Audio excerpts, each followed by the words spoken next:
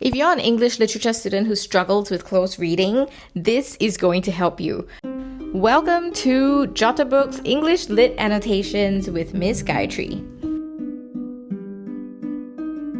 Today's sentence is the opening sentence from R.F. Kuang's Babel. By the time Professor Richard Lovell found his way through Canton's narrow alleys to the faded address in his diary, the boy was the only one in the house left alive. So, there are two sections to this sentence. The first clause is much longer, and the shorter clause, the boy was the only one in the house left alive, is actually the main part of the sentence. We'll start by focusing on that first part of the sentence. And right off the bat, you have by the time, which is a phrase that already signifies some kind of urgency, the idea that the clock is ticking in some way, we are in a rush. And he is in a rush. He's finding his way through the narrow alleys, and you have the O here and the O there.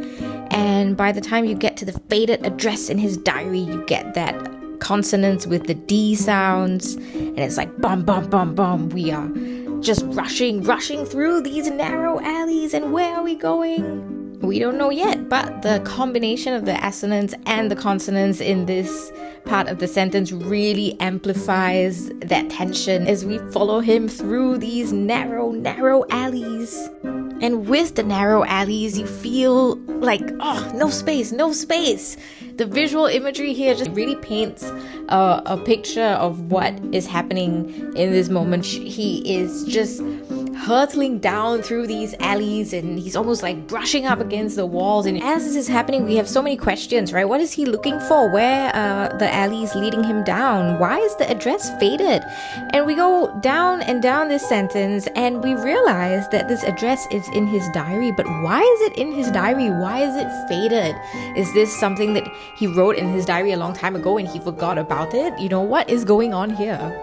And we barely have any time to breathe. We just have that short gap that the comma affords us, and we are thrust into the next part, the main part of the sentence, which is that the boy was the only one in the house left alive. What do you mean?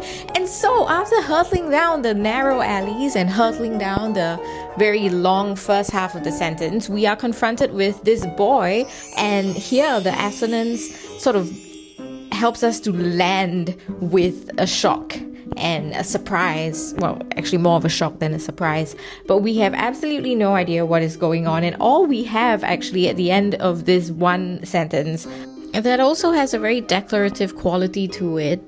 It's an announcement, you know. It's our questions.